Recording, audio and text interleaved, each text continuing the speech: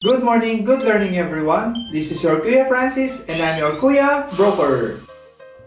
We have a question for today. Kuya Broker, ano po ang difference ng townhouse sa house and lot? Townhouses are known for being more affordable than the house and lot. Ang difference lang po talaga ng townhouse is, it is smaller than the house and lot. Sa mga townhouses po, sharing po ang mga common walls with your neighbor. Kaya sa aming mga townhouse projects, we use 4 blocks than the usual hollow blocks. Then we fill it with solid cement mixture or what we call buhos in the Philippines. Kaya if you're looking for a townhouse or a house and lot, kindly check na lang po sa Great Empire Realty Facebook page, which I will put on the description below. While sa mga house and lot naman po, we have a single attached and a single detached. On my next video, I will share to you the difference of the two. To make it simple, ang mga townhouses po ay maraming units with common walls sa inyong mga neighbor. While sa house and lot po, solo po natin ang ating wall at mas malaki po ang ating lot and floor area. Kaya mas mataas po ang price ng house and lot to compare sa townhouse. Usually, sa mga binibenta namin sa Quezon City, mas marami po ang bumibili ng townhouses dahil mas affordable po siya at economical. If you will compare it naman po sa condominium, mas malaki naman ang space at floor area ng townhouse. Plus, you don't have to buy your own parking kasi ang every townhouse may sarili po siyang parking at may sarili po siyang title or transfer certificate of title. Usually, the townhouse is just the right size for starter and medium families na naghahanap ng mas malaki sa condominium. While ang mga buyers po namin sa house and lot, sila po yung mga family na nakapag-ipon na po from townhouse or condominium